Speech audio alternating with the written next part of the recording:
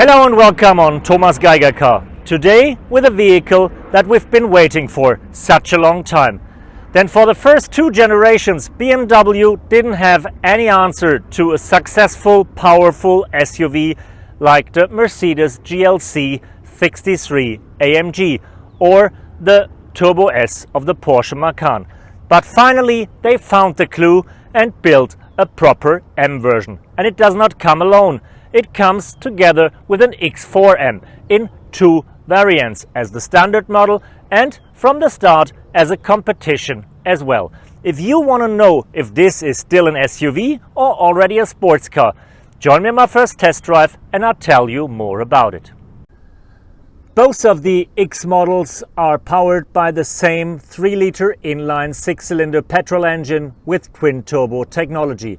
A heavily modified standard engine that we will find in the new M3 as well. It delivers 480 horsepower in the standard version and 510 horsepower in the competition package. Both of them have 600 Newton meters of torque, so enough punch to get that vehicle going pretty fast. Yes, the X3M definitely is louder, rougher, sharper and harder as the standard X3 version. But as long as you keep it in the softest settings for steering, suspension and engine, and as long as you keep the sound flaps closed in the exhaust, you can still use it as a comfortable cruiser with all of your family.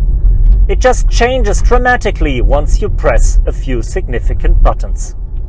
If you compare the design of the X3M with the GLC 63, it is still a pretty lame and tame vehicle. But if you look at the standard X3 and the M Performance model, this guy is really showing off. Especially the new front with the bigger air inlets are promising lots of power underneath the hood. We got bigger wheels, wider fenders, and at the end we have bigger exhaust pipes and a decent spoiler, showing we're talking about a very sporty vehicle here.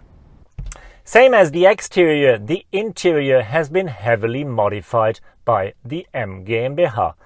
They did not only apply the usual carbon consoles and a bit upgrading the material, no, they also changed the cockpit. We got some new graphics on the navigation screen and on the dashboard, the digital one.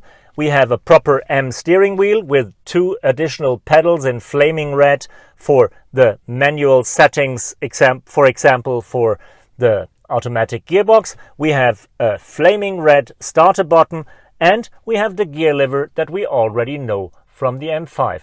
But the most important change is definitely the seat. Not only because it looks great, but it gives you great support when you go around the corners fast. And this is something we're gonna check out in a second. While the X models are pretty comfortable in the softest setup, they're changing their characters completely once you change the setup to sport and performance. The car is louder, stiffer, and extremely precise, and you can go around the corners very, very fast. Not only that, you accelerate from 0 to 100 in 4.1 seconds and reach a top speed of 280 kilometers per hour. No, you also achieve pretty amazing lap time. That's the moment you feel more in an M3 than in a powerful X model. Thanks for joining me on that first ride with the new BMW X3M and its sleeker sibling X4M. Two cars we had to wait for a very long time. But after driving this vehicle on the road and the X4 on the track, I can tell it has been worth the wait.